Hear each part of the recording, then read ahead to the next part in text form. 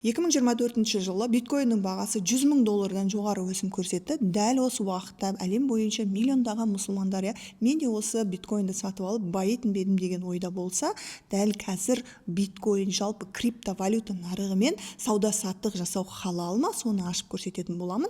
Мен Олжан Маратқызы, Қазақстандағы ең алғашқы халал трейдинг эксперті. Енді сен криптовалюта нарығында сауда-саттық жасап жүрсең, не болмаса енді сауда-саттық жасауға ниеттеніп жүрген болсаң, жалпы биткоин мен одан басқа криптовалюта нарығындағы монеталармен сауда-саттық жасауға бола ма деген ой мазалайтын болса, дәл қазір уақытта осы криптовалюта нарығы бойынша ғалымдарымыздың, яғни ислам қаржы ғалымдарымыздың пікірлері екі бағытта. Біріншісі, биткоин актив сауда-саттық жасауға, инвестиция жасауға келеді, яғни арзаннан алып, қандай да бір уақытта шынайы иелік ету арқылы реал брокерлермен сату арқылы сауда-саттық жасауға болады, инвестиция жасауға болады деген пікірге тоқталса, екінші бағыттағы ғалымдарымыз, яғни өте тәуелді нарық, тәуекелділігі жоғары, түбінде былайша айтқан кезде құнды дүние жоқ, әлі қауіптілігі жоғары, көп жағдайда мынау спекулятивті сауда-саттық жасайтын болғандықтан құмар ойынға жақын келеді деген оймен харам деп бекітті.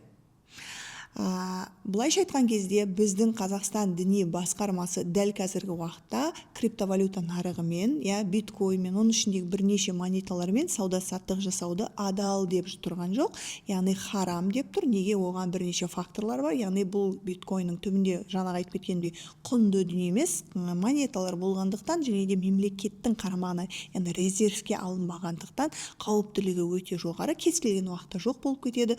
Нарық жалпы волатильді, өте бір тәуекелдікке жоғары, адамға зияны келтіретін нарық деп санағандықтан харам деген пікірде тоқталуда. Ал басқа елдің әлем ғалымдарының пікірі бойынша, биткоин актив ретінде иелік етуге болады, жаңағы бөліскендей, онымен сауда-саттық жасау адал деген пікірде. Енді егер де сен криптовалюта нарығымен сауда-саттық жасағың келсе, биткоин, эфириум, сондай сияқты монеталармен табыс тапқың келсе, онда сен осы пікірді тереңірек зерттеп, қайсысы саған жаңағыдай қонымдырақ, сен қай пікірге толық, қай пәтуаға толықталасың, оны сен өзің шешесің. Одан бөлек биткоин мен сауда-саттық, жалпы криптовалюта нарығы бойынша әрі пікір талас болып, ғалымдар екіге бөлініп жатқан кезде, егер де сен халал активтерді мен алып сатамын деп шешім қабылдайтын болсаң, мына нәрсені ұмытпа. Міндетті түрде монеталардың, яғни биткоин, эфириумнан басқа бірнеше монеталар бар, монеталардың өзіне скрин жасау міндетті түрде жасалу керек, яғни монеталар қаншалықты халал, қандай монета, қай бағытта ол жасалған деген дүниелерді зерттеп алуға саған кеңес беретін едім.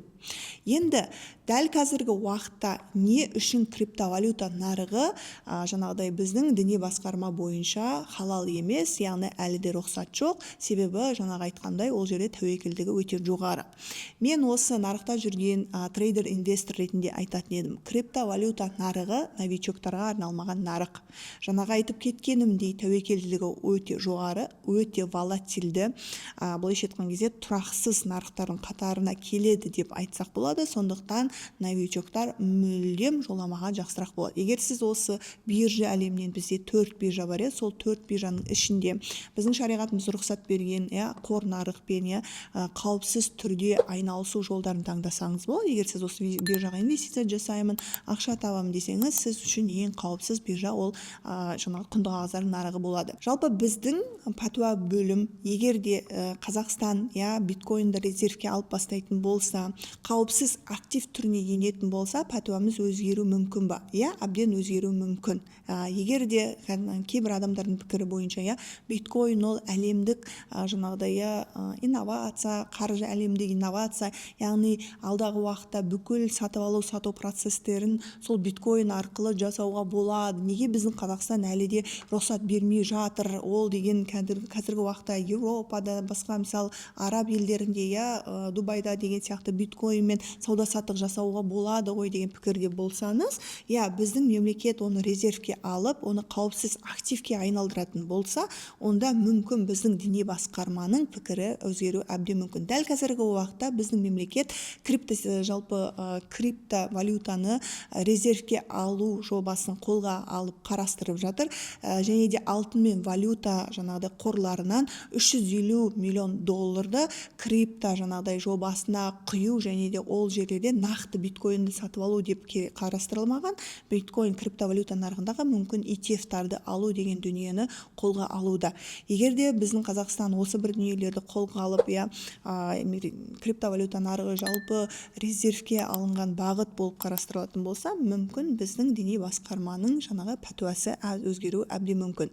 Дәл осы пікірде мен айтқым келеді, егер сен криптовалюта нарығымен алысқың келсе, онда сенің тәжірибең болса ғана айналыс, және де халал харамдығына тоқталатын болса, осы бір ғалымдардың екі пікіріне өте қатты мән бер. Егер сен мына бірінші халал ол актив деген дүниені қолданатын болсан, онда сен монеталарыңды дұрыстап, халал ма, қандай монеталар, қай бағытта жаңағыдай құрылған монеталар екенін толыққанды зерттеп ал.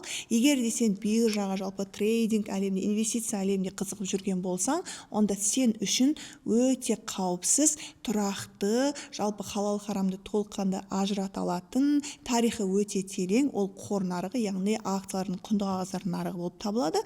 Сен әлі де ол бағытта білімің болмайтын болса, үйреніп, қалай ажырату жолдарын, халал харамды қалай ажыратамын, қалай сол нарыққа қадам бассам болады, инвестиция жасасам болады деп ойлап жүрген болсаң, мен саған арнайы 3 күндік тегін мини-курс жасап қойдым. Сол мини-курста халал харамнан бастап, жалпы қор нарықпен қалай сауда-саттық жасауға болады, ұзақ мерзімді өзіңізге, балаларыңызға инвестицияны қалай жасау жолдарының барлығын ашып көрсетіп қойдым.